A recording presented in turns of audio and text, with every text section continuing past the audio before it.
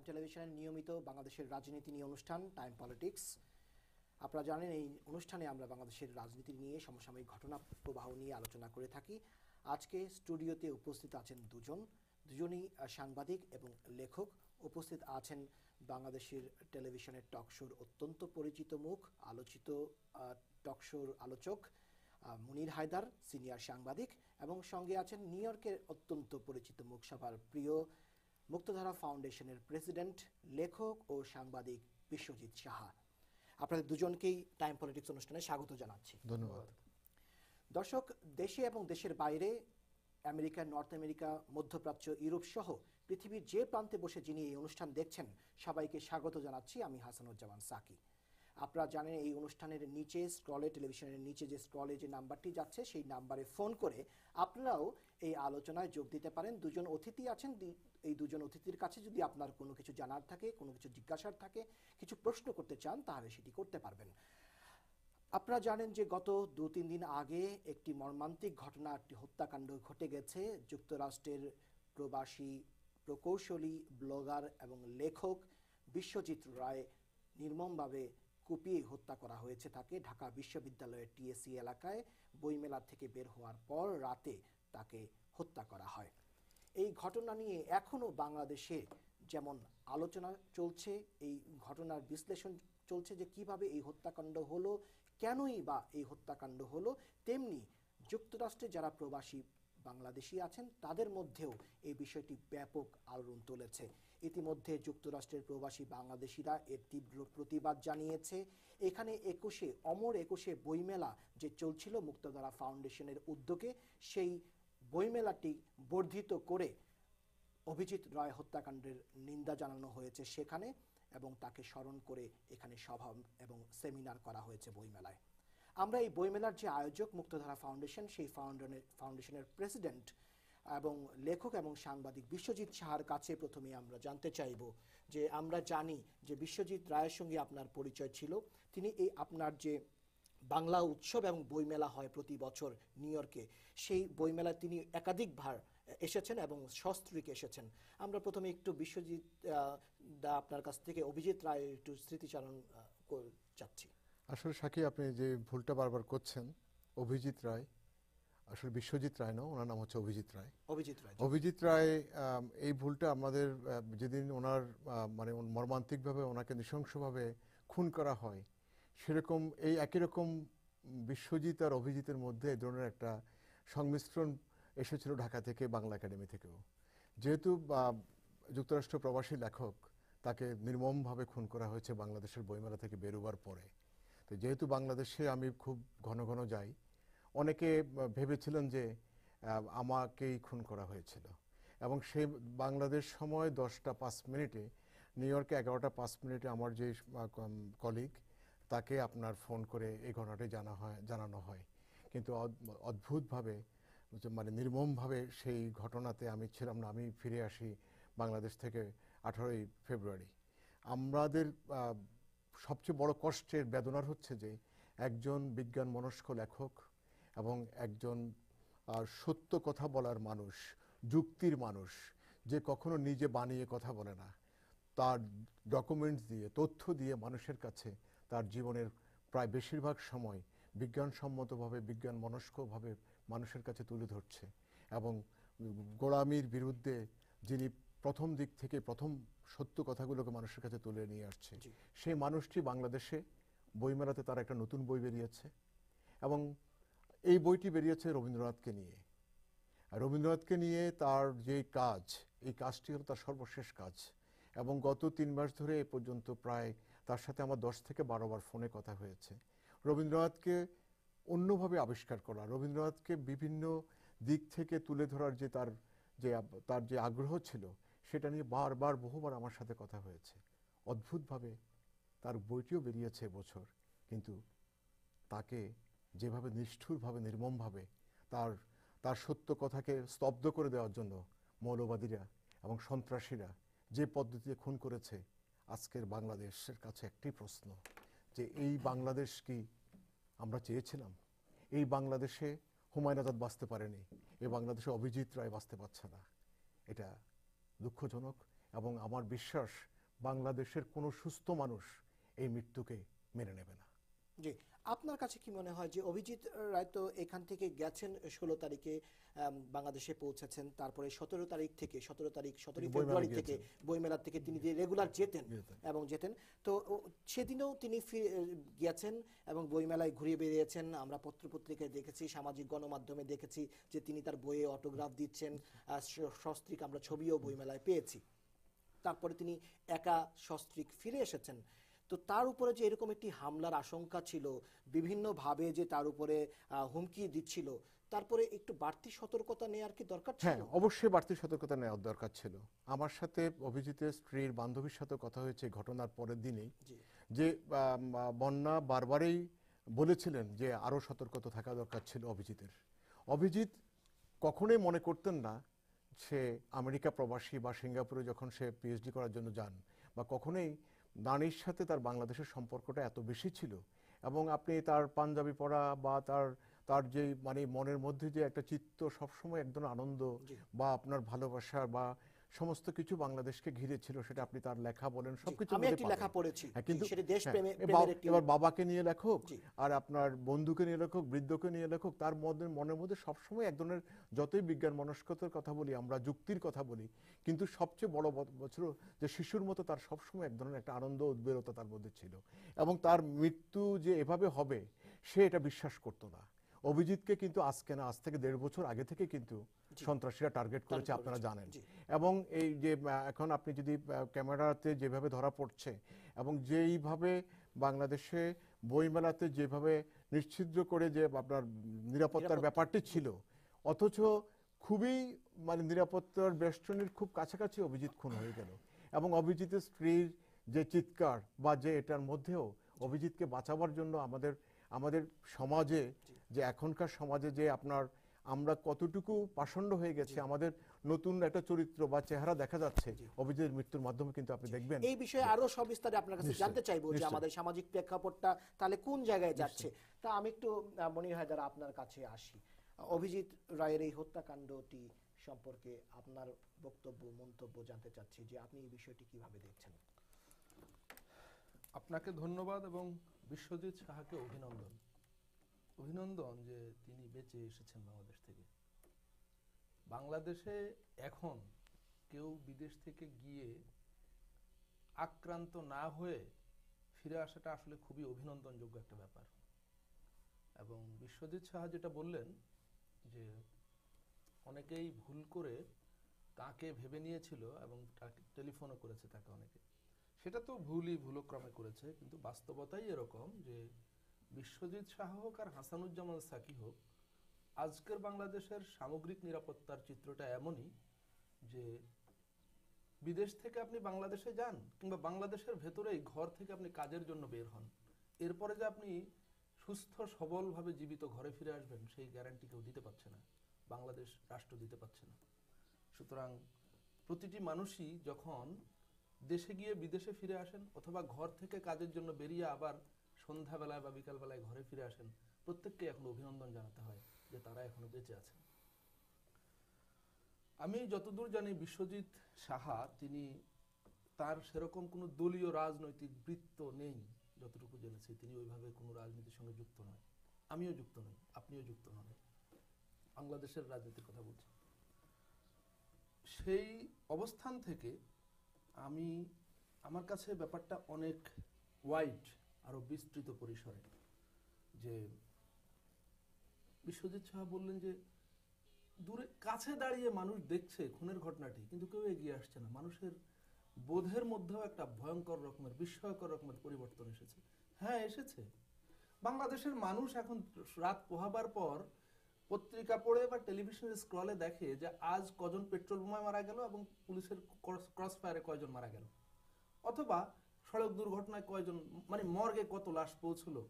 হ্যাঁ, এই যে লাশের দৃশ্য টেলিভিশনের স্ক্রিন, মানে টেলিভিশন চালু করা মাত্রই বা পত্রিকা হাতে নেওয়া মাত্রই এত খুনোখুনি দেখে বাংলাদেশের মানুষের বোধের সত্যিই পরিবর্তন হয়েছে। তারা মনে করে মারা যাওয়াটা এখন খুব ভয়ঙ্কর কোনো ব্যাপার না। আপনার বিশ্বজিৎদার মনে থাকবার কথা, ওই জোনের যিনি সহকারী পুলিশ কমিশনার, তিনি মিডিয়াকে বলেছেন যে কয়েকজন পুলিশ সদস্য দৃশ্যটা দেখছিল, তারা ভেবেছিল যে ওখানে একটা মারামারি হচ্ছে, তো সে কারণে তারা আর এগিয়ে যায়নি। এত ভয়ঙ্কর ঘটনা ঘটবে এটা তারা কল্পনা করেনি। আপনি চিন্তা করেন যে পুলিশও ধরে নিয়েছে যে এরকম মারামারি হবে, এবং সেটা নিয়ে খুব বেশি কৌতূহল দেখানো বা সেখানে দৌড়ে গিয়ে তাদের নিবৃত্ত করা, এটা তারা এখন আর প্রয়োজন মনে করছে। একজন আলোচনার এই পর্যায়ে একজন দর্শক ফোন করেছেন, আমরা দর্শকের ফোনটি নিয়ে আবার আপনার কাছেই ফিরি। মুনির হায়দার, যে সম্মানিত দর্শক, আপনি নিশ্চয়ই আমাদের এই আলোচনা শুনতে পাচ্ছেন। আপনি আপনার নাম এবং পরিচয় দিয়ে আমাদের সঙ্গে যোগ দিন। আসসালামু আলাইকুম। আমার নাম রহিমউদ্দিন, আমি অস্ট্রেলিয়া থেকে বলছি। জি, আপনি বলুন, আমরা শুনছি। আচ্ছা, আমার প্রশ্ন বিশ্বজিৎ স্যার কাছে যে এ যাবৎকালে বাংলাদেশে কতশো মানুষ মরলো? বিশ্বজিৎ স্যার অভিজাতরা মারা গেছে, এটা দুঃখজনক সত্যি, কিন্তু বাকি যে এই এক মাসে 200 মানুষ মরলো, একটা মানুষের কি এই 200 মানুষের কথা বলে না? এই এই অভিজাতরা মরা পরে এবার সকল মহলের মানুষে অভিজাতরা কিন্তু কাটতে চায়, বাকি মানুষগুলো এগুলো মানুষ না, ওগুলো গণনার ভিতরে পড়ে না। জি, ওকে, আপনাকে ধন্যবাদ। আপনি ওকে, আপনাকে অসংখ্য ধন্যবাদ।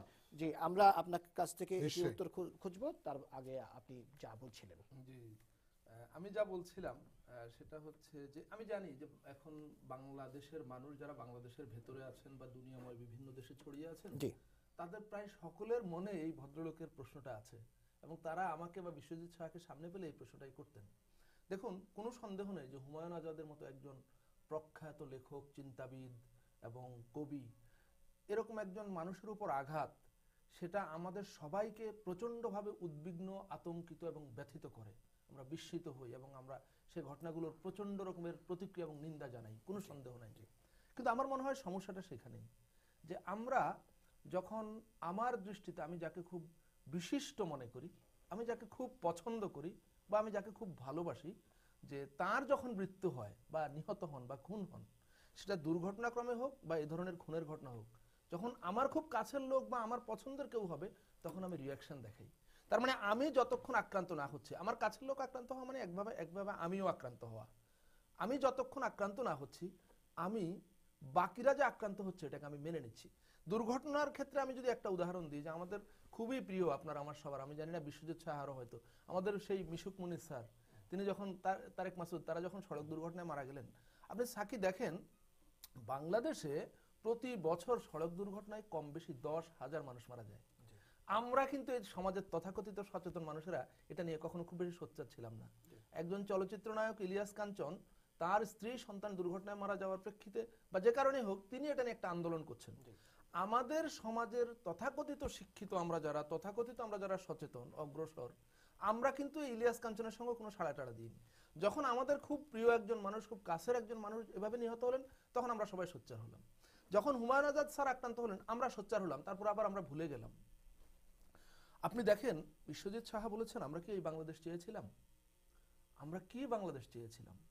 আমরা কি চেয়েছিলাম যে শুধুমাত্র বেছে বেছে বিশ্বজিৎ সাহা এবং হুমায়ুন আজাদদের বাঁচিয়ে রাখো, আর যারা বিজ্ঞান বোঝে না, জ্ঞান বিজ্ঞানের ধারে কাছেও নাই, ভুরুঙ্গামারি কিংবা চাঁপাইনবাবগঞ্জের গ্রামে কুলি মজুরের কাজ করে, তার বুকে 32টা গুলি মারা, অথবা কুমিল্লার আরেকজনের গায়ে পেট্রোল বোমা মেরে তাকে জ্বালিয়ে দেওয়া, এগুলা মানে এলাও করা যাবে?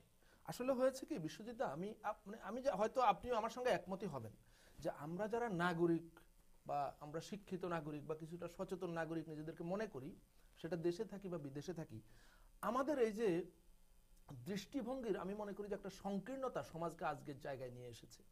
আমরা যদি প্রতিটা ঘটনায় একইভাবে প্রতিক্রিয়া দেখাতাম, এবং আমাদের সবার প্রধানতম এজেন্ডা যদি হতো যে বাংলাদেশ একটা নিরাপদ রাষ্ট্র হবে প্রতিটি মানুষের জন্য, এবং সেখানে আইনের শাসন নিশ্চিত করতে হবে, সেখানে কোনো ব্যক্তির শাসন, কোনো দলের শাসন, কোনো দলীয় দৃষ্টিভঙ্গির শাসন প্রতিষ্ঠিত হবে না, আমরা সবাই যদি এটা নিয়ে সোচ্চার হতাম, বা আমাদের পূর্বপুরুষরা যদি 43 বছর আগে, আমি বলছি বাংলাদেশের জন্মের পরপরই যদি সোচ্চার হতেন, আমি নিশ্চিত আজকে বিশ্বজিৎ সাহা, আমি দুঃখিত, অভিজিৎ রায় বা হুমায়ুন আজাদ বা আরো যে কেউ কোনো ব্যক্তি হন না কেন, আজকের এই ঘটনাগুলো কিন্তু ঘটতো না। সমাজের প্রতিটি মানুষ, তিনি কোন ধর্মের, তিনি কোন চিন্তার, তিনি বিজ্ঞান মনস্ক কি বিজ্ঞান অমনস্ক, সেটা মোটেও মুখ্য ব্যাপার হতো না। একজন মানুষ, একজন নাগরিক, সেই হিসাবে তিনি নিরাপদ থাকতেন। আজকে আমরা বেছে বেছে নিরাপত্তার কথা যখন চিন্তা করি, তখন কখনো আমি আক্রান্ত হই, কখনো বিশ্বজিৎ সাহা আক্রান্ত হন। জি। আমি আপনার- রহিমউদ্দিন সাহেবের একটা প্রশ্নের কথা উত্তর যদি দিচ্ছি। আমাদের দিক থেকে হচ্ছে যে এই প্রশ্নটি অবান্তর, কারণ না। আপনি কোনো মৃত্যুর পক্ষেই না, আপনি অবস্থান নেন। প্রথমত হচ্ছে রহিমউদ্দিন সাহেব ব্যক্তিগতভাবে প্রশ্নটা যেহেতু আমাকে করেছেন, আমার দায়বদ্ধতা থেকেই যায় উত্তর দেওয়া। অবশ্যই একজন সাধারণ মানুষ হিসাবে যে কোনো অস্বাভাবিক মৃত্যু, যে কোনো সচেতন মানুষ হিসাবে যে কোনো মৃত্যুকে যদি কেউ জীবিত একটি মানুষকে মৃত্যুর দুয়ারে নিয়ে যায়, সেটি একটি বড় অপরাধ। প্রতিটি নাগরিকের বাঁচার অধিকার আছে। এবার 300 মারা যাক, এবার যদি আপনার নির্বাচনকে কেন্দ্র করে বাড়িতে বাড়িতে গিয়ে আপনার মানুষকে মৃত্যু মানে আপনি ভোট দিতে পারবেন না, ভোট না দেওয়ার জন্য বাংলাদেশের ঘরে ঘরে যে পরিমাণ তাণ্ডব চালানো হয়েছে নির্বাচনের আগে, বা বাংলাদেশে যে এই যে জানুয়ারি মাসে পৃথিবীর কোনো দেশে নিউ ইয়ার্স উপলক্ষে লাগাতার হরতাল শুরু হয় না, পৃথিবীর কোনো ইতিহাসে মাসব্যাপী অবরোধ চালু হয় না। আপনাকে একটা জিনিস মনে করতে হবে, অবরোধ কি, হরতাল কি, তার পরিমিত বোধ, তার মধ্যে একটা জিনিস পরিষ্কার থাকতে হবে যে নাগরিক মানুষকে যদি আপনি বাঁচার অধিকার না দেন, নাগরিককে যদি বারবার যদি আপনি মৃত্যুর মুখে ঠেলে দেন, সে পেট্রোল বোমা দিয়ে হোক আর ছুরি মেরে হোক আর আপনি আপনার তলোয়ার দিয়ে হোক, সবচেয়ে বড় কষ্টের ব্যাপার যেটা হচ্ছে যে কোনো মৃত্যুই এটাকে মেনে নেওয়া যায় না। আমি ব্যর্থহীনভাবে বাংলাদেশের প্রতিটি নাগরিককে, জীবিত মানুষকে মৃত্যুর দিকে ঠেলে দেওয়ার জন্য আমি এটা নিন্দা জ্ঞাপন করছি। আবার আপনার কাছে ফিরবো, আমরা একজন দর্শক আছেন লাইনে, আমরা তার সঙ্গে কথা বলবো। সম্মানিত দর্শক, সালাম আলাইকুম। হ্যালো, জি, সালাম আলাইকুম। ওয়ালাইকুম। জি, আপনি আপনার নাম এবং পরিচয় দিয়ে আমাদের সঙ্গে কথা বলুন দয়া করে। আমার নাম মঞ্জুরুল হক, আমি আলমাস থেকে বলছি। জি বলুন, আমরা শুনছি আপনার কথা। হ্যাঁ, আমি বলতেছি যে বিশ্বজিৎ সাহেব কাছে আর কি, আপনি উনি তো কথা বলতেছেন, আমি হ্যালো। জি, আপনি আপনার টেলিভিশনের ভলিউমটি কমিয়ে আমাদের সঙ্গে ফোনে আপনি কথা বলুন, তাহলেই হবে। আচ্ছা, হ্যাঁ, হ্যালো। জি, আমরা শুনছি আপনাকে, বলুন। হ্যাঁ, আমি বলতেছি বিশ্বজিৎ সাহেবকে, উনি বলতেছে যে অভিজিৎ বাবুর হত্যাকাণ্ডের পিছনে মৌলবাদীরাই দায়ী। কিন্তু আমি দেখতেছি যে বাংলাদেশে এই পর্যন্ত যতই হত্যাকাণ্ড হয়েছে সব দোষ কিন্তু মৌলবাদীদের, কিন্তু এই জন্য অপরাধীরা কিন্তু বেঁচে যায়। তা এই যে এত, যেখানে ঢাকা বিশ্ববিদ্যালয়ের মধ্যে এর আগে বিশ্বজিৎকে মারার পর ঢাকা জগন্নাথ বিশ্ববিদ্যালয়ের কাছে সে ছাত্রলীগের দায়ী, কিন্তু দায়ী করছে মৌলবাদীকে, শেষ জামাত শিবিরকে। যে ছেলে বলছে আমি জামাত শিবির না, আমি একজন হিন্দু, তারপরও তাকে রায় দেয়নি।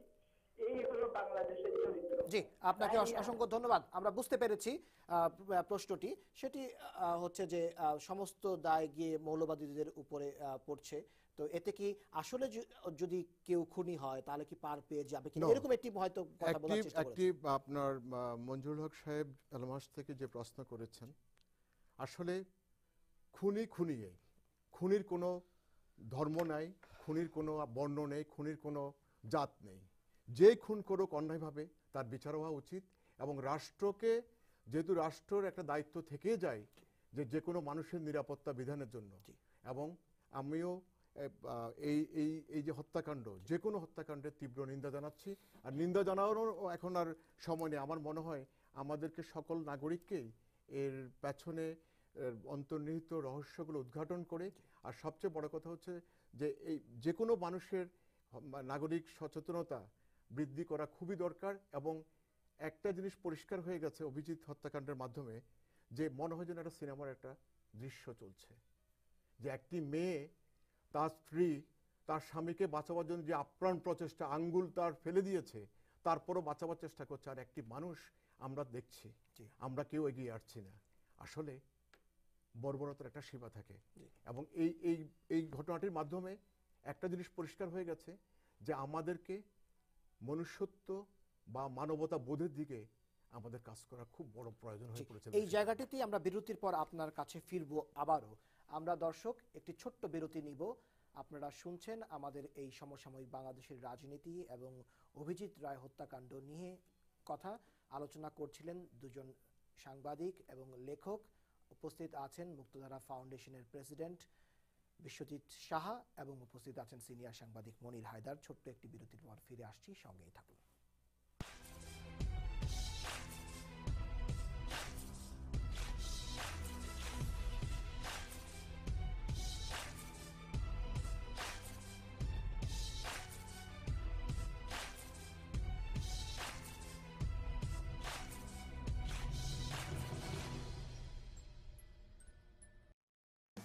প্রতিদিন ফ্যাশন পার্ক চেস্টারের স্টার্লিং এভিনিউ এবং ওডেল স্ট্রিটের কর্নারে পাচ্ছেন শাড়ি, ব্লাউজ, থ্রি পিস, জুয়েলারি, পায়জামা, পাঞ্জাবি, ইসলামিক সিডি, ডিভিডি, বই, হিজাব, হজের ইহরাম ও সব ধরনের গিফট সামগ্রী, শেরওয়ানি, পাগড়ি সহ বিয়ের সরঞ্জামাদি শুধু বিক্রি নয়, ভাড়াও দেওয়া হয়। টাইম টেলিভিশনের নাম উল্লেখ করলে পাবেন 20% বেশি ডিসকাউন্ট। প্রতিদিন fashion 9297779888। AAA consulting and Goldmine Travel. দীর্ঘ এক যুগের বেশি সময় ধরে আমরা নিউ ইয়র্কের ব্যস্ততম জ্যাকসন হাইট অ্যান্ড জামাইকায় আমাদের সেবা দিয়ে যাচ্ছি।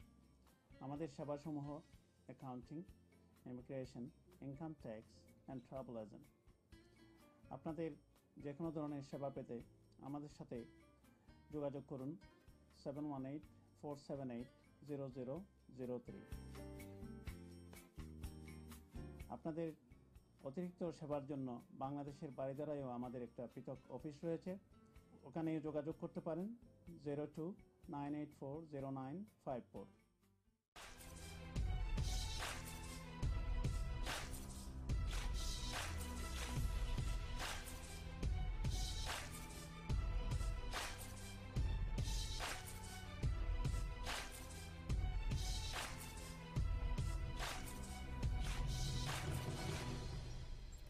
সুপ্রিয় দর্শক, আপনারা দেখছেন টাইম টেলিভিশনের নিয়মিত রাজনীতি বিষয়ক অনুষ্ঠান টাইম পলিটিক্স। সঙ্গে আছেন দুজন সাংবাদিক এবং লেখক, বিশ্বজিৎ সাহা এবং মনির হায়দার। আমরা কথা বলছিলাম অভিজিৎ রায় হত্যাকাণ্ড নিয়ে এবং বাংলাদেশের সমসাময়িক রাজনৈতিক প্রেক্ষাপট নিয়ে। নিউ ইয়র্কে এবং নিউ ইয়র্কের বাইরে, দেশে এবং দেশের বাইরে যারা এই মুহূর্তে আমাদের সঙ্গে যোগ দিয়েছেন তাদেরকে আবারও স্বাগত জানাই। আমি মনির হায়দার আপনার কাছে ফিরব।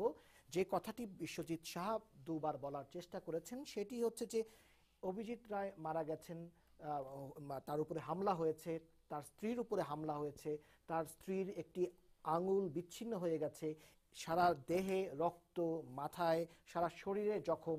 এই অবস্থায়ও তার স্বামীকে উদ্ধারের জন্য, রক্ষা করার জন্য তিনি হাহাকার করছেন, চিৎকার করছেন, কিন্তু আমরা দেখছি যে কেউ এগিয়ে আসছে না। আমরা একটি স্টিল ফটোগ্রাফিতে আমরা দেখলাম যে একজন পুলিশ পর্যন্ত দাঁড়িয়ে আছেন, তিনি হাত দিয়ে দেখাচ্ছেন সম্ভবত যে ওদিকে গেছে, কিন্তু তারও কোনো কিন্তু উদ্ধার তৎপরতার কোনো কিছু আমরা কিন্তু দেখিনি। পরবর্তী আমরা গণমাধ্যমেও এই সব সংবাদ পেয়েছি। সামাজিক এই অবস্থাটি কেন তৈরি হলো? ধন্যবাদ সাকি। বিশ্বজিৎ সাহা তার এই আলোচনাটা যে কথা দিয়ে শেষ করেছেন সেটা হলো বর্বরতার একটা সীমা আছে।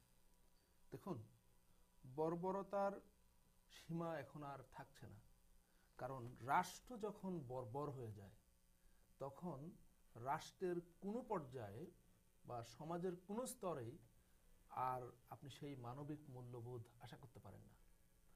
আজকে একজন অভিজিৎ রায় বা একজন বিশ্বজিৎ, জি, জগন্নাথ বিশ্ববিদ্যালয়ের যে ঘটনাটি ঘটেছিল, বিশ্বজিৎ কি নাম, তার পুরো নাম বিশ্বজিৎ চৌধুরী বা সাহা, নিশ্চয়ই না, বিশ্বজিৎ চৌধুরী, সেই বিশ্বজিতের হত্যাকাণ্ড বা আরো অনেক, আপনি পত্রিকার পাতা খুঁজলে অনেক এক্সাম্পল পাবেন যে খুন হচ্ছে কিন্তু কেউ এগিয়ে আসছে না, ভয়ে বরং পালিয়ে যাচ্ছে। এই অবস্থাটা কেন হয়েছে? সেটা হলো যে আজকে রাষ্ট্রীয় পর্যায়ে তো খুনোখুনি হচ্ছে। আমাদের যারা আমাদের অতীতে চালিয়েছেন, যারা এখন আমাদের চালাচ্ছেন, আপনি বিএনপি বলেন বা 20 দলীয় জোট বলেন বা আওয়ামী লীগ বলেন আর 14 দলীয় জোট বলেন, আজকে আমাদের যারা অভিভাবক, যারা আমাদের ভাগ্য নিয়ন্ত্রণ করেন, ভাগ্য নির্ধারণ করেন, তারা প্রকাশ্যে দিবালোকে খুনোখুনিতে লিপ্ত। কেউ পেট্রোল বোমা দিয়ে মারছে, কে মারছে আমি আপনি দেখি না, কিন্তু মারছে। আর আমরা দেখি গুলিতে বুক ঝাঁঝরা করে দেওয়া হচ্ছে। সেই বরিশালের জসিমউদ্দিন হাওলাদার বলেন বা চাঁপাইনবাবগঞ্জে বাপকে ধরতে গিয়ে বাপকে পেল না, ছেলেকে পেল, তাকে ধরে গুলি করে মেরে ফেললো। এই ঘটনাগুলো আমরা দেখছি এবং এই ধরনের খুনোখুনি, ঠিক আমি যদি প্রতীকী অর্থে অভিজিৎ রায়কে ধরি, যে এভাবে হত্যা করা হচ্ছে নাগরিকদের, এই দৃশ্য দেখে বিশ্ববাসী সইতে পারছে না। এটা শুধু বাংলাদেশ না, আরো কোনো কোনো দেশেও হচ্ছে, শুধু একমাত্র বাংলাদেশ তা না। বাট আমি শুধু বাংলাদেশ নিয়ে আলোচনা করছি যে বাংলাদেশে যখন রাজনৈতিকভাবে বা রাষ্ট্রীয় পর্যায়ে খুনোখুনির হোলি খেলা চলছে, তখন বিশ্বের অনেক দেশ, আমাদের অনেক উন্নয়ন অংশীদার, তারা আতঙ্কিত, উদ্বিগ্ন হয়ে তারা এগিয়ে আসছে, তোমরা এগুলা থামাও, এগুলা করো না। আমাদের ভাগ্য বিধাতারা বলছেন না, তোমাদের কথা আমরা শুনবো না, তুমি কে, তোমার কথা শুনতে হবে কেন? এই যে রাষ্ট্রের এই অ্যাটিটিউড, রাষ্ট্রের যে এই ক্যারেক্টার, এটা সমাজে, পরিবারে, গ্রামে, ব্যক্তি পর্যায়ে সব জায়গায় সংক্রমিত হয়ে গেছে। রাষ্ট্রের চরিত্র যদি আপনি বদল না করতে পারেন, আমি আপনাকে আমার অভিজ্ঞতা থেকে বা আমার যেটুকু বোধ বা ধারণা তা দিয়ে আমি আপনাকে নিশ্চয়তা দিতে পারি, এই ব্যক্তি পর্যায়ে বা আরো ছোট পরিসরের এই সমস্ত বর্বরতা আপনি থামাতে পারবেন না। আগে রাষ্ট্রকে বর্বরতা পরিহার করতে হবে, রাষ্ট্রকে মানবিক হতে হবে। আমাদের পূর্বপুরুষেরা তারা যে লক্ষ্যকে সামনে রেখে বা যে 3টি সুনির্দিষ্ট ঘোষণা গ্রহণ করে মুক্তিযুদ্ধে গিয়ে আত্মদান করেছেন এবং একটা স্বাধীন বাংলাদেশ তৈরি করেছেন, সেই 3টি ঘোষণা ছিল, এটা বারবার বলি আমি, এবং আমি এটাই বারবার বলতে চাই, equality, human dignity, social justice. বলেন তো আমাদের এই 43 বছরে আমাদের রাষ্ট্র বা সমাজ ইকুয়ালিটি এসছে, সাম্য প্রতিষ্ঠিত হয়েছে? হিউম্যান ডিগনিটি, বাংলাদেশে মানুষের জীবনের দাম সবচেয়ে কম, বাংলাদেশে মানুষ এখন সবচেয়ে অবহেলিত এবং সবচেয়ে উপেক্ষিত প্রাণীর নাম। আর সোশ্যাল জাস্টিস বা সামাজিক সুবিচার, বাংলাদেশ হলো এখন বিচারহীনতার এক স্বর্গরাজ্য, বাংলাদেশ আজ অবিচারের এক স্বর্গরাজ্য। সেখানে অভিজিৎ রয় বলেন আর জসিমউদ্দিন হাওলাদার বলেন বা নুরুজ্জামান বলেন, যেই বলেন না কেন, কারো জীবনেরই কোনো মূল্য নাই, কেউই বর্বরতার হাত থেকে রেহাই পাচ্ছে না। বিশ্বজিৎ সাহার একটা কথার সূত্র ধরে আমি বলি, দেখুন আমি আবারও বলছি যে বাংলাদেশ যারা চালিয়েছে, সেটা এরশাদ সাহেব বলেন, ঘৃণিত স্বৈরশাসক, বিএনপি জামাতের জোট সরকার বলেন, বা আজকে যারা শাসক আছে, এরা ক্রমবর্ধমান গতিতে আমাদেরকে বর্বরতার দিকে নিয়ে গেছে। আমার অভিজ্ঞতা বলে যে এই বর্বরতার সাম্প্রতিক বছরগুলোতে সকল সীমা ভেঙে, সকল রেকর্ড ভেঙে চলে গেছে। আজকে আপনি বললেন যে পৃথিবীর কোথাও কি আছে যে এরকম বছরের শুরুতে মাসের পর মাস হরতাল? আপনার সঙ্গে আমি একমত, পৃথিবীর কোথাও নাই। আপনি বললেন পৃথিবীর কোথাও কি আছে এরকম একটা আন্তর্জাতিক মাতৃভাষা দিবস হরতাল অবরোধ? নাই কোথাও। বিশ্বজিৎ দা, আপনি বলেন তো বাংলাদেশের রাজনীতি বা পলিটিক্সের নামে সামগ্রিকভাবে যা ঘটছে, এটাও কি পৃথিবীর কোথাও আছে, কোন দেশে আছে? আসলে নাই। আপনি দেখেন, আপনি খুব ভালো বলেছেন, পৃথিবীর যে কোনো দেশে নাই। আমি বলি আপনাকে, পৃথিবীর কোনো দেশে নাই যে আপনি মানে আপনার মানে আপনাকে কি বলে, খড়গ দিয়ে বা ছুরি দিয়ে আপনার ট্রেনিং নিয়ে ইউনিভার্সিটিতে গিয়ে হাত কাটবে, পা কাটবে, এটা পৃথিবীর কোনো নাই তো। আমি তো আপনার সাথে এটা দ্বিমত করছি না। বাংলাদেশে তৈরি কিন্তু হয়েছে। আপনি শুধু ছুরি দিয়ে হাত পা কাটাটাকেই অপরাধ কেন না, মনে করছেন? পেট্রোল বোমা দিয়ে পোড়াটাকে এটা আপনি একটা অপরাধ কারখানা মনে তৈরি হয়ে করছেন গেছে না? বাংলাদেশে। বাংলাদেশের শিক্ষা পদ্ধতি, বাংলাদেশের যেই মানে আপনার যেই মুক্তিযুদ্ধ, যে কথা আপনি বলছেন, যে 3টা মূল আদর্শ, সংবিধানে লেখা আছে, যেটার উপরে বাংলাদেশ স্বাধীন হয়েছে। যদি আপনি অসাম্প্রদায়িকতার কথা বলেন, যদি আপনি মুক্তবুদ্ধির কথা বলেন, আচ্ছা বিশ্বজিৎ, আমি পর্বটা শেষ করি, আপনার কাছে মজার ব্যাপারটা হচ্ছে কি, আমরা কি করছি? আমরা 75 সালে বঙ্গবন্ধুকে হত্যা করে দিয়েছি, মেরে ফেলেছি একটি পরিবারকে, একটা শিশু সন্তানের কথা বলতে পারবে না।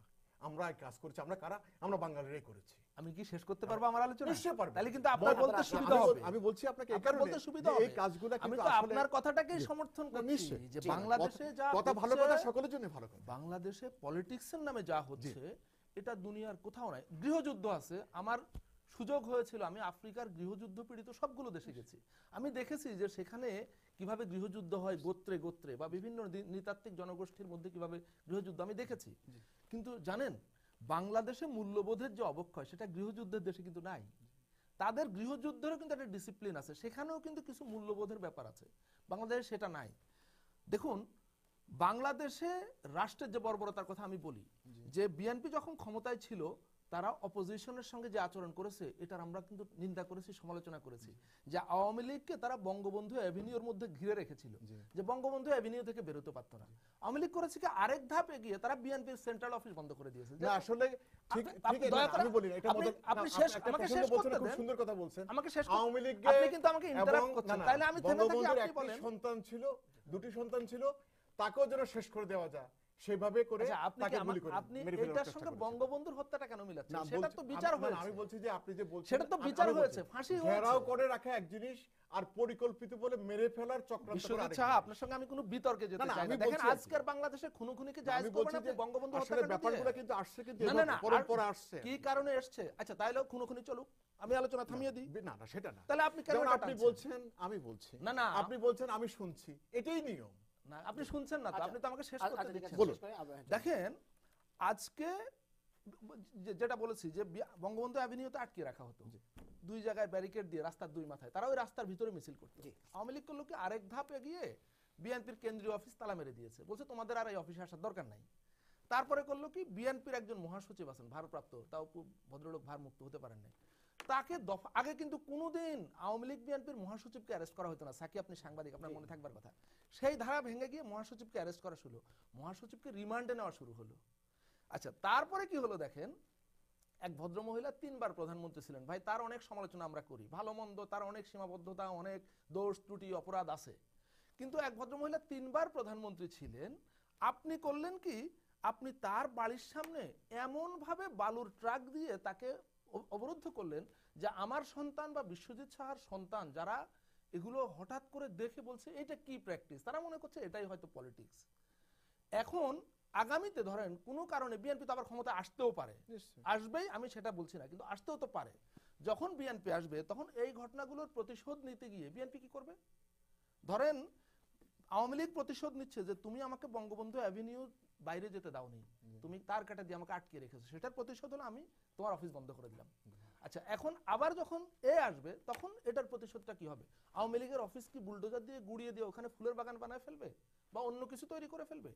কোথায় নিয়ে যাচ্ছে দেখেন। আপনি বঙ্গবন্ধু হত্যার কথা বলছেন, আজ পর্যন্ত বাংলাদেশে কোনো একজন মানুষও আপনি পেয়েছেন যে টেলিভিশনের টক শোতে এসে বা সংবাদপত্রে কলাম লিখে বলেছে যে এই কাজটা ঠিক হয়েছে?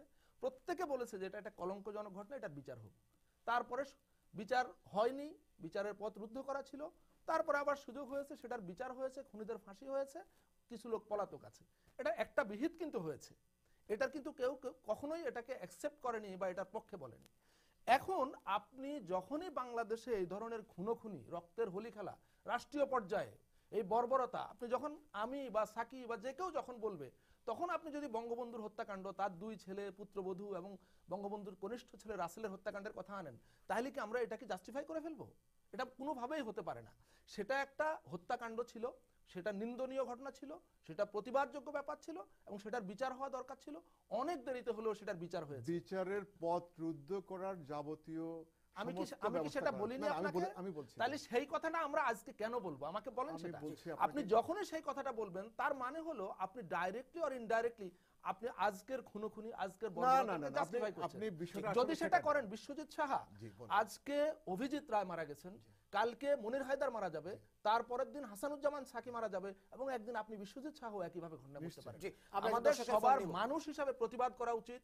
যে সমস্ত খুনোখুনি হয়েছে এটা আমাদের পূর্বসূরীদের ব্যর্থতা, আমরা তাদের এই ব্যর্থতার নিন্দা জানিয়ে আমরা এখন থেকে সিদ্ধান্ত নিই যে আমরা এটা আর এলাও করব না। জি, allow করব আমরা না। এটা আর আমরা মেনে নেব না। দর্শকের একটা ফোন নিব। অবশ্যই। জি, সম্মানিত দর্শক, আপনি আপনার নাম এবং পরিচয় দিয়ে আমাদের সঙ্গে যোগ দিন এই আলোচনায়। আসসালামু আলাইকুম। হ্যালো, আসসালামু আলাইকুম। জি, আপনার নাম এবং পরিচয় দিন। হ্যালো হ্যালো, আসসালামু আলাইকুম। হ্যালো হ্যালো, জি, আপনি আপনার টেলিভিশনের ভলিউমটা কমাতে হবে, তারপরে আপনি আপনার ফোন দিয়ে আমাদের সঙ্গে কথা বলুন প্লিজ। আমরা শুনছি আপনাকে, বলুন। হ্যালো, জি আসসালামু আলাইকুম। জি, ওয়ালাইকুম আসসালাম, বলুন। আমি রফিক বলছি নিউ ইয়র্ক থেকে। জি হ্যাঁ জি, আমি মনির হায়দার সাহেবের একটা প্রশ্ন করতে চাই। জি, উনি শুনছেন। আচ্ছা, আসসালামু আলাইকুম। জি, ওয়ালাইকুম আসসালাম, আমি শুনছি, বলুন ভাই। আহ, উনি এই দেশের পরিস্থিতি নিয়ে আলাপ করতেছিলেন।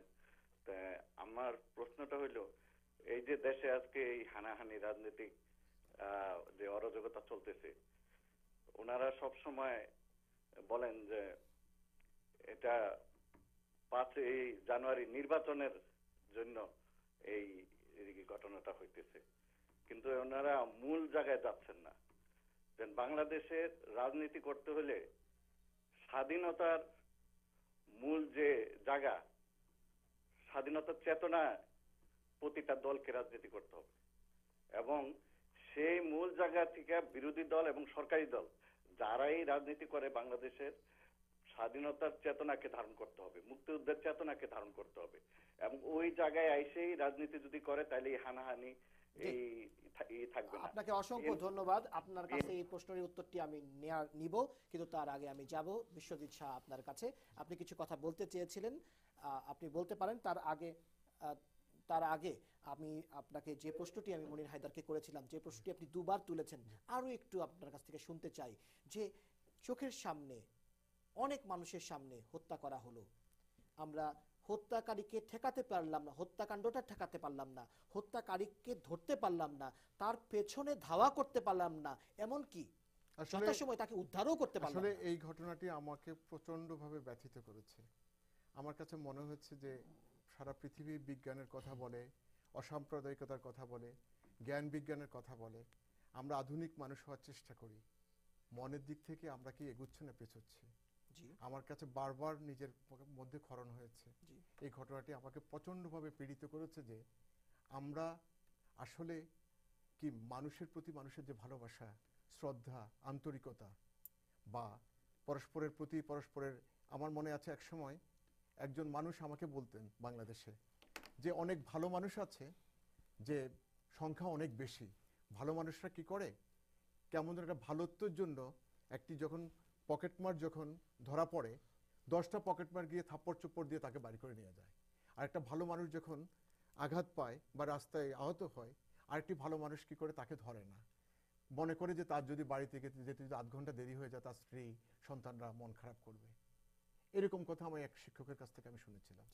মনের মধ্যে আমি ভেবেছিলাম এটাই বুঝি, এভাবে বুঝি ভালোত্ব রক্ষা। আসলে না, একটি মানুষকে যদি একটি মানুষ বাঁচাতেই না যায়, একটা মানুষকে যদি একটা মানুষ, আমার এখনো মনে আছে সম্ভবত 6 ডিসেম্বর 1990 মিলন হত্যাকাণ্ডের দিন, আমি ইউসুফ সাদ ফটো জার্নালিস্ট, আমরা একসাথে টিএসসির মোড়ের মধ্যে, মিলনকে গুলি করলো, অনেকগুলো ক্রস ফায়ার হচ্ছিল, আমরা তো পালিয়ে যাইনি, আমরা তো মিলনকে বাঁচাবার জন্য চেষ্টা করেছিলাম। আমি এই কথাটি গত পরশুদিন আনিসুলকে বলেছি এই কারণে, কথা সাহিত্যিক আনিসুলকে যখন এইটা নিয়ে যখন মুক্তধারা ফাউন্ডেশনের একটা অনুষ্ঠান হয়, আমার কাছে মনে হয়েছিল যে ছুরি বাঁধতেছে, বুঝতে পারলাম মানুষের পায়ের মধ্যে কি জুতোও ছিল না, 20টা জুতা কেন মানলো না। আমার মনের মধ্যে এটা কষ্ট লেগেছে, এটা আমার নিজের কষ্ট, আমার একান্ত কষ্ট। আমার কাছে মনে হয়েছে বাংলাদেশে অনেক বুদ্ধিজীবী আছে যারা বাংলাদেশে যখন সংসদ ভবনের সামনে গাছ কাটে, গাছের কান্না শুনতে পায়, যখন মানুষ কাটে মানুষের কান্না শুনতে পায় না। আমার মনে হয় মানুষের কান্না শোনার আওয়াজটা বোধহয় তারা ভুলে গেছে। এটি খুব বড় প্রয়োজন। কিছু মানুষ সামনে থেকে মানুষের কান্নার আওয়াজ, মানুষের কষ্ট, মানুষের ভালোবাসার জন্য এগিয়ে আসা দরকার। জি, আপনি একজন লেখক এবং সাংবাদিক, আপনার কাছে কি মনে হয় যে কেন এমনটি হলো, যদি আমি আপনাকে প্রশ্ন করি, হ্যাঁ, যে আপনার চিন্তার জায়গাটি কি, কেন যে এই কথা যে আপনি বললেন, এটি কেন বাংলাদেশের বুদ্ধিজীবী, বাংলাদেশের সাধারণ মানুষ সবার মধ্যে কেন এরকম একটি নাছই, আমি আপনাকে বলছি, একটি মানুষ নমস্য, তাকে আমি প্রণাম করি, যে মানুষটি একজন সাংবাদিকতা করতেন বা ফটো জার্নালিস্ট ছিলেন, দৌড়ে গিয়ে সেই মুহূর্তে সে চেষ্টা করেছিল যে সিএনজি দিয়ে হোক, রিক্সা দিয়ে হোক, তাকে বাঁচাবার জন্য চেষ্টা করা হয়েছিল, করেনি যে তা না, একটি মানুষও আছে পৃথিবীতে। আমি শ্রদ্ধা করি। জি, আরেকজন দর্শক আছেন টেলিফোনে। সম্মানিত দর্শক, আপনি কি শুনতে পাচ্ছেন আমাকে? আসসালামু আলাইকুম। হ্যালো। জি জি, আপনি আপনার টেলিভিশনের ভলিউম কমিয়ে তারপরে কথা বলতে হবে, একদম টেলিভিশনের ভলিউমটি। জি, শুনছি আপনাকে, বলুন। আচ্ছা আচ্ছা, জি বলুন, শুনছি। হ্যালো, আসসালামু আলাইকুম। জি, ওয়ালাইকুম আসসালাম। আমি রাসেল বলছিলাম। জি, কোথা থেকে? জি, কোথা থেকে? ফ্লোরিডা থেকে। ফ্লোরিডা থেকে রাসেল, আপনার মাধ্যমে ফ্লোরিডার টাইম টেলিভিশনের দর্শকদেরকে অভিনন্দন জানাচ্ছি, আপনি বলুন। অবশ্যই আমি খুব সুন্দর, মানে আপনাদের দুজনকে আসসালামু আলাইকুম দিচ্ছি, এবং আমার পক্ষ থেকে খুবই ভালো লাগছে আপনাদের কথা শুনে। কিন্তু একটা জায়গা আপনার সমস্যা, সেটা হলো আমাদের বাংলাদেশে যেটা বর্তমান যে গরিব দুঃখীরা যে ভোগান্ত ভুগছে, সেটা নিয়ে আপনাদের কিছু বলার কিছু নেই? জি জি, এই যে গরিব, যত গরিব সমস্যা, গরিবদের সমস্যা হচ্ছে, এটা কিন্তু একটা বিরাট আকারে বিরাট করছে গরিবদের উপর। জি, নটকর্দা আপনার এই যে যত আমাদের মানে যে ইয়েটা, যে নেতারা আছেন, যে বড় বড় নেতারা, জি। তারা কিন্তু সব ভালোই আছেন, কিন্তু যারা গরিব তাদের কি হচ্ছে? জি, আপনাকে অসংখ্য ধন্যবাদ। তিনি বলতে চেয়েছেন যে এই যে বাংলাদেশের সংকট চলছে, আমরা ৫ বছর পর পর যে দেখি রাজনৈতিক উত্তাপ, তাতে করে তো গরিব মানুষের, বাংলাদেশের অর্থনীতির রাসেল ক্ষতিগ্রস্ত হচ্ছে। সাহেব যে গরিবদের প্রতিনিধিত্ব করার জন্য যে প্রশ্নটি রেখেছেন, অবশ্যই এই প্রশ্নটি আসতেই পারে। যেহেতু টাইম টেলিভিশন রাজনৈতিক প্রশ্নগুলো বেশি হচ্ছে, সে কারণে হয়তো বা আলোচনার মধ্যে গরিবের কথাটা আসেনি। গরিবরা সবসময় বঞ্চিত হয়, গরিবরা সবসময় ক্ষতিগ্রস্ত হয়, এবং গরিবরাই কিন্তু বাংলাদেশকে বাঁচিয়ে রাখছে, গরিবরাই ফসল উৎপাদন করছে। আবার আপনি দেখুন, আজকে আন্দোলনের মধ্যে বলি হচ্ছে গরিবরা। যে কোনো আন্দোলন বলেন, যে কোনো কিছু বলেন, এই গরিবদেরকে ব্যবহৃত করা হচ্ছে, মানে দারিদ্র। রাসেল সাহেব একটি গুরুত্বপূর্ণ বিষয় তুলে ধরেছেন। ডেফিনেটলি আসলে গরিবরা হাহাকার বলেন বা তাদের খুন্ডিবৃত্তির জন্য কিছু মানুষের ব্যবহৃত হয়, এবং আর যে রাজনৈতিক মানুষরা হীন চরিতার্থ করার জন্য তাদের সন্তানকে বিদেশে পড়ান, তাদেরকে ভালোভাবে রাখেন, আন্দোলনে খুব কম সময়ে দেখা যায় যে কোনো আপনার রাজনৈতিক নেতার কোনো পুত্র বা সন্তানরা বলিদান হয়েছেন, গরিবরাই বলিদান হচ্ছেন। আমি গরিবদেরকে বা রাসেল সাহেবের এই প্রশ্নকে আমি অত্যন্ত গুরুত্বপূর্ণ মনে করি। জি, আমরা এই পর্যায়ে আরো একটি বিরতিতে যাব। দর্শক, আপনারা দেখছেন টাইম পলিটিক্স। ছোট্ট একটি বিরতির পর আবারও ফিরবো, সঙ্গেই থাকুন।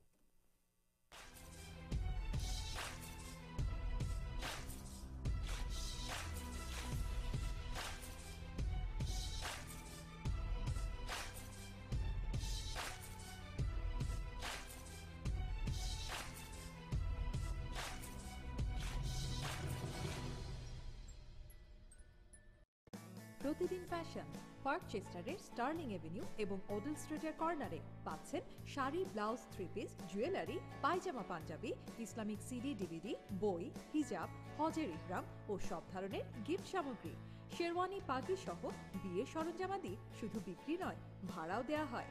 টাইম টেলিভিশনের নাম উল্লেখ করলে পাবেন 20% বেশি ডিসকাউন্ট। প্রতিদিন ফ্যাশন 9297779888।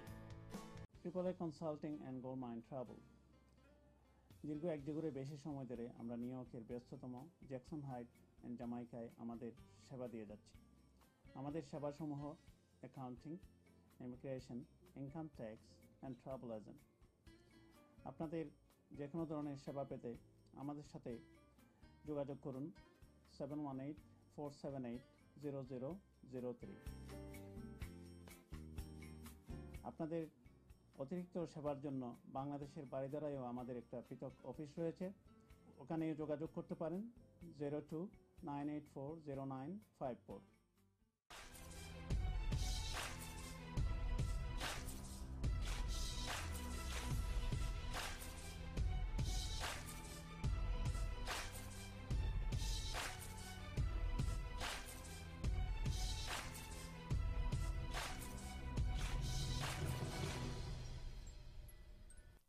সুপ্রিয় দর্শক, আপনারা দেখছেন টাইম টেলিভিশনের রাজনীতি বিষয়ক অনুষ্ঠান টাইম পলিটিক্স। সঙ্গে আছেন দুজন সাংবাদিক এবং লেখক, বিশ্বজিৎ সাহা এবং মনির হায়দার।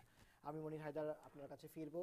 যে দর্শক ফোন করেছিলেন বিরতির আগে, তিনি বলেছেন যে গরিব অর্থাৎ দরিদ্র মানুষের জন্য কি চিন্তা। এই যে এত কিছু হচ্ছে, তার তো এফেক্টেড হচ্ছে দরিদ্র মানুষের উপরে। তিনি আলোচনাটি অন্যদিকে একটু ঘুরিয়ে নিয়ে গেছেন, কিন্তু তারপরেও আমি বলবো যে এটি খুবই ভেরি মাচ এটি হচ্ছে প্রাসঙ্গিক। কারণ আমরা যা কথা বলি, যাদের জন্য কথা বলি, রাজনীতিবিদরা যাদের জন্য কাজ করেন, সব আসলে সাধারণ মানুষ, দরিদ্র মানুষ, দেশের উন্নয়নের জন্যই। আরেকটা প্রশ্ন ছিল এক ভদ্রলোকের, মুক্তিযুদ্ধের চেতনার বাইরে কোনো রাজনীতি জি, এটি আপনার কাছে ছিল। আচ্ছা, প্রথম হলো যে আমি বাংলাদেশের অন্য সব পেশার মতো সাংবাদিকতা পেশাও নানাভাবে দূষিত বা দুর্বৃত্তায়িত হয়েছে, সংবাদপত্র, গণমাধ্যম হয়েছে, কিন্তু তা সত্ত্বেও এখানেও দ্বিধা বিভক্তি, দলবাজি, দলীয়করণ, রাজনীতি সব এখানেও আছে, অন্য সব পেশার মতো। কিন্তু তা সত্ত্বেও একটা জায়গায় এসে কখনো কখনো বা কিছু কিছু জায়গায় একজন সাংবাদিক হিসেবে একটু গর্বিত বোধ করি, বা একটু নিজেকে মনে হয় যে সাংবাদিকতায় এখনো কিছু কিছু মানুষ আছেন যাদের বোধ, যাদের মানবিকতা, মূল্যবোধ কাজ করে। দেখুন, এই অভিজিৎ রায়ের এই হত্যাকাণ্ডে আমাদের ফটো সাংবাদিক, আমাদের ছোট ভাই জীবন, সে রেলিংয়ের ওপাশে সোহরাওয়ার্দী উদ্যানের ভিতরে ছিল, সে সেখান থেকে অনেক দূর দিয়ে একটা গেট আছে, ওখান দিয়ে ঘুরে দৌড়ে এসে সে চেষ্টা করেছে বাঁচাবার।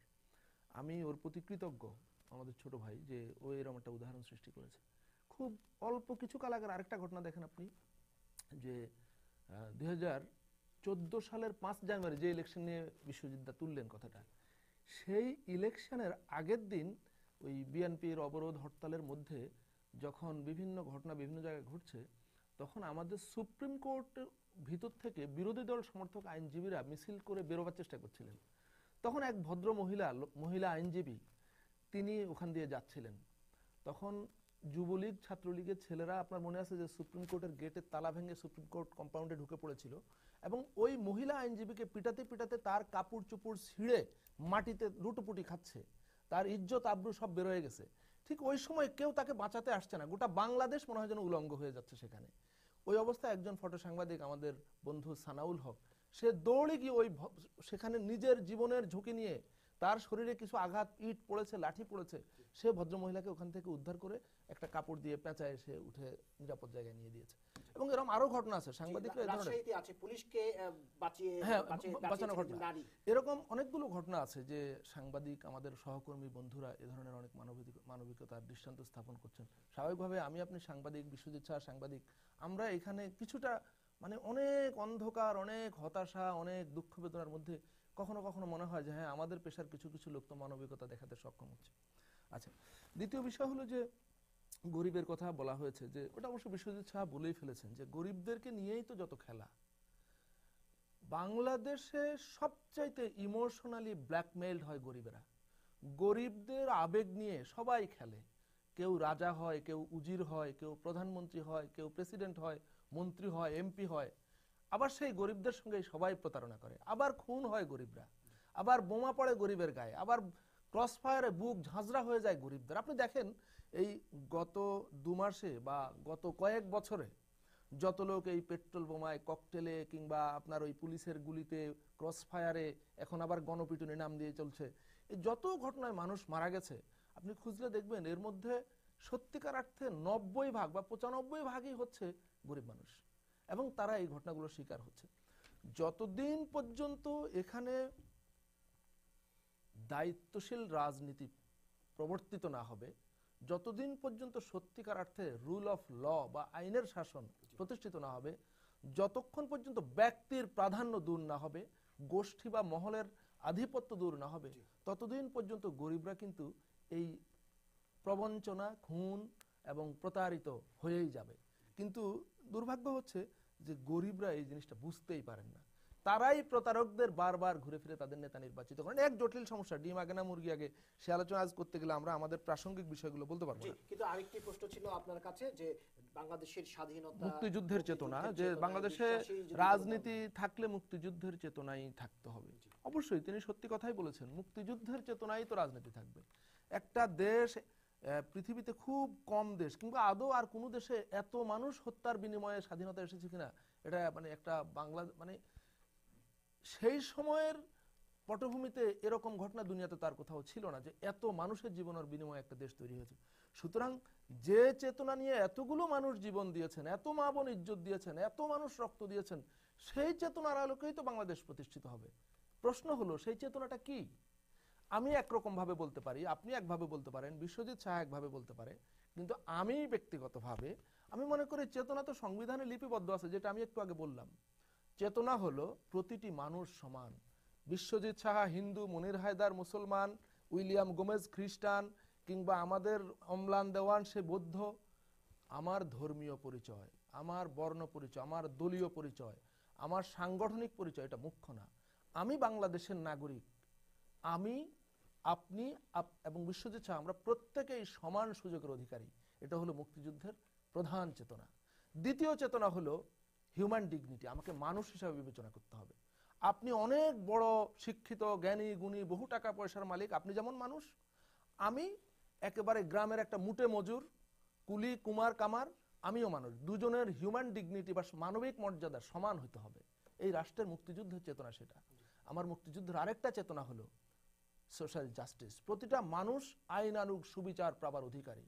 কারো প্রতি অবিচার করা যাবে না, প্রত্যেকটা মানুষ সুবিচার পাওয়ার অধিকারী।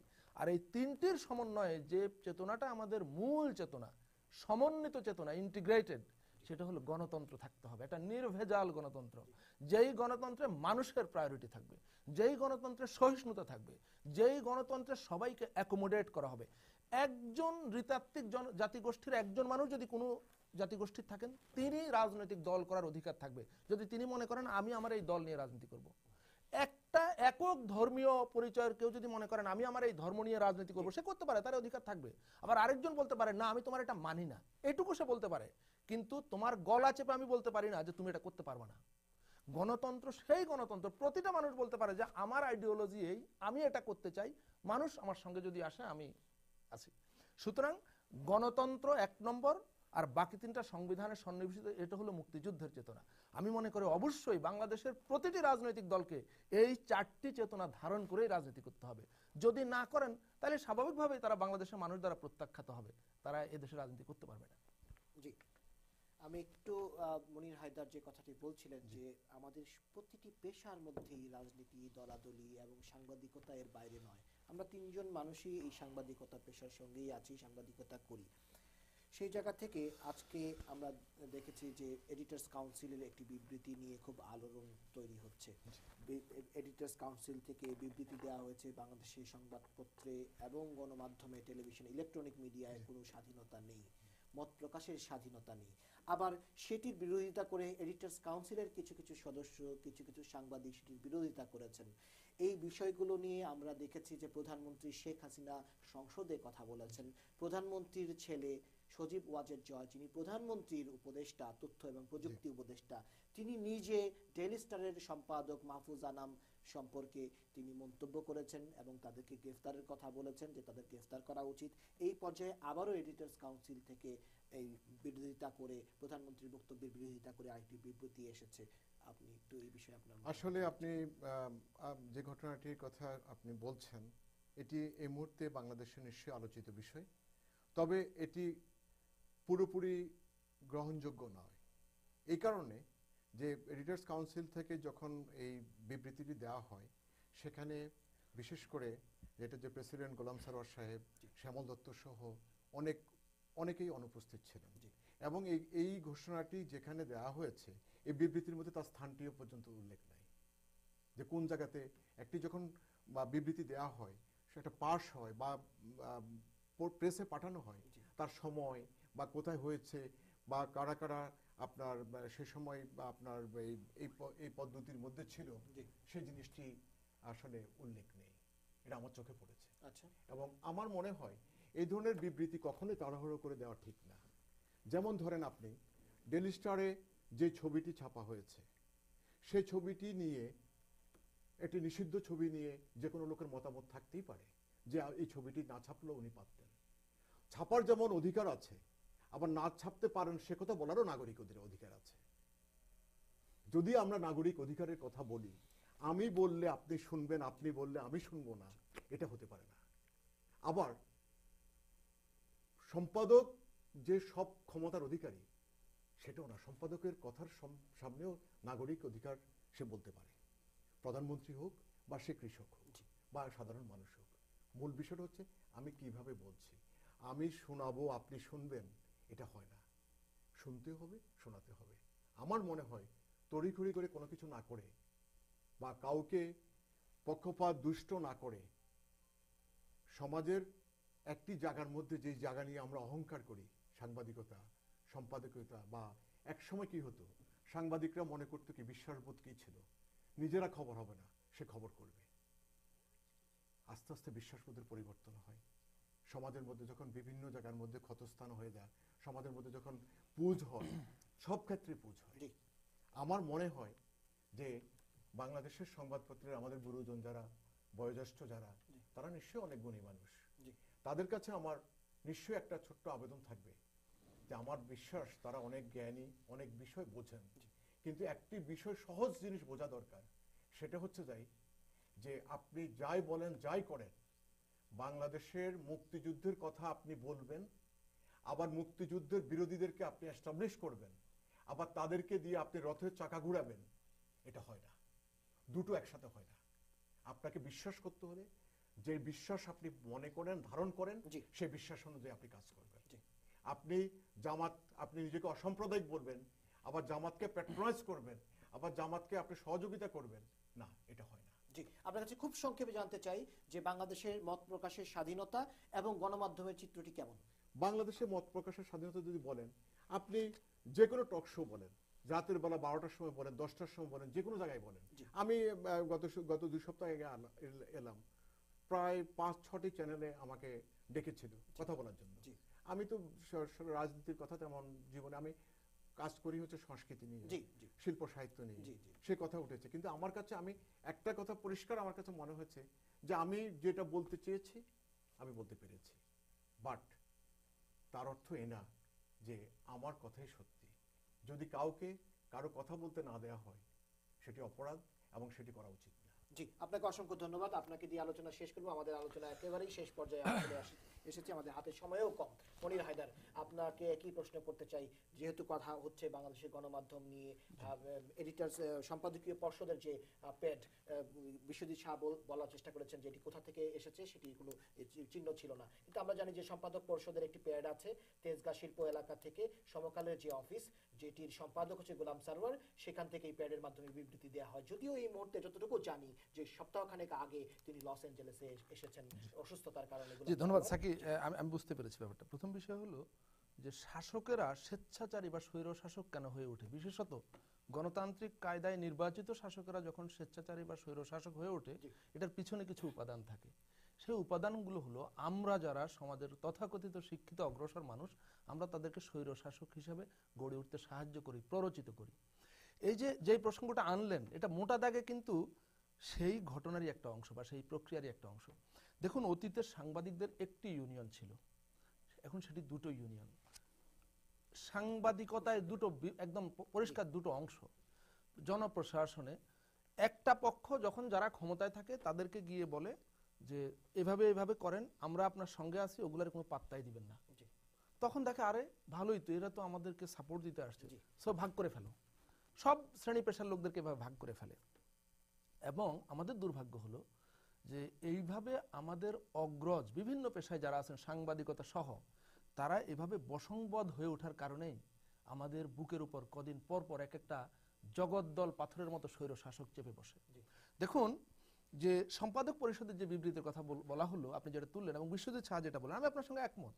ডেইলি স্টার বা যে কোনো সংবাদপত্র বা যে কোনো টেলিভিশন চ্যানেল, রেডিও, গণমাধ্যম, এক কথায় যে কোনো খবর প্রচার করতে পারে, সেটার গ্রহণযোগ্যতা নিয়ে আমি আপনি যে কেউ প্রশ্ন তুলতে পারি, সেটার প্রতিবাদ করতে পারি, সমালোচনা করতে পারি, নিন্দা জানাতে পারি।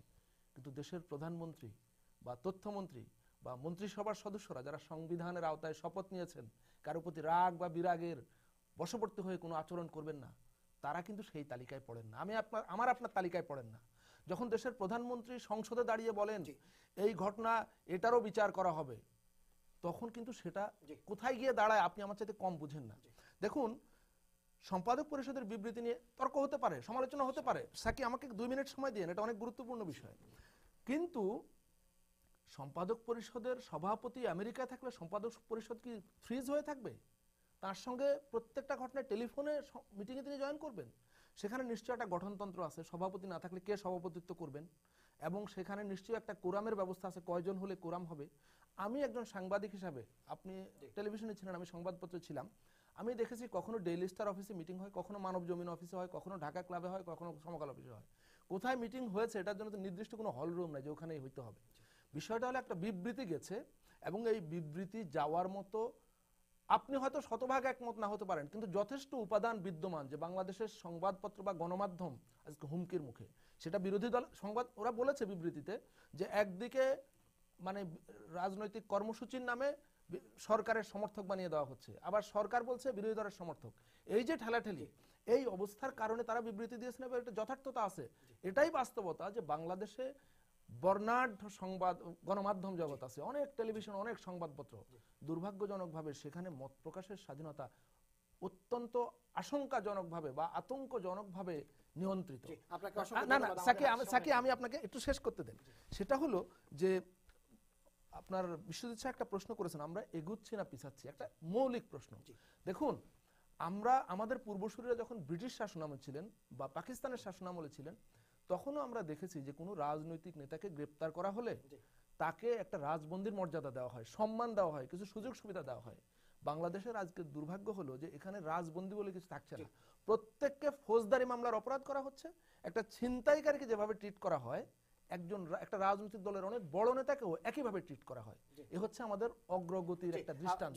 সুতরাং এই পালাক্রম যতদিন না ভাঙতে পারবেন, যতদিন পর্যন্ত পলিটিশিয়ানদের রেসপেক্ট না দেখাতে পারবেন, যতদিন পর্যন্ত তারা মানুষকে মানুষ হিসেবে বিবেচনা না করবেন, সহিষ্ণু না হবেন, ততদিন পর্যন্ত আমরা কিন্তু এই আগানোর নামে পিছাতেই থাকবো। আসলে এবং মূল কথা পিছাতে হচ্ছে পিছাতে রাষ্ট্রযন্ত্র যদি নিরপেক্ষ না হয়, এই দুর্ভাগা দেশ কখনোই দুর্ভাগা থেকে মুক্তি পাবে না। আপনাকে অসংখ্য ধন্যবাদ। আমরা আসলে দুর্ভাগা থেকে, আমরা দুর্ভাগ্য থেকে আমরা মুক্তি পেতে চাই। যে আলোচনাটি সেখানে হচ্ছিল রাজনীতিবিদদের সমালোচনার পাশাপাশি আমরা বিভিন্ন পেশাজীবীর সমালোচনা করেছি। তিনজনই আমরা যে কাজটি করি সেই সাংবাদিকতা। বিশ্বজিৎ শাহ এর বাইরেও আরেকটি পরিচয় আছে, তিনি একজন লেখক। তো তারা যেটি বলার চেষ্টা করেছেন যে সাংবাদিকতাও আজকে রাজনীতির মুক্ত নয়। আমরা কি কোনো পেশার মানুষ রাজনীতির ঊর্ধ্বে উঠে বাংলাদেশের কথা চিন্তা করতে পারি না? এই প্রশ্নটি রেখে দর্শক আজকের অনুষ্ঠানে এখানেই শেষ করছি এবং সেই সঙ্গে দুঃখ প্রকাশ করছি যে আমি এখনো শুনতে পাচ্ছি যে অনেকেই ফোন করছেন, টেলিফোনের রিং বেজেই যাচ্ছে, কিন্তু সবার ফোন আমরা নিতে পারিনি, সর্বোচ্চটুকুই চেষ্টা করেছি। আপনাদের সঙ্গে আবারও কাল এই সময়ে সরাসরি অনুষ্ঠানে আরও দুজন অতিথিকে নিয়ে হাজির হব সেই প্রত্যাশায়। সবাই ভালো থাকুন, সুস্থ থাকুন, ধন্যবাদ।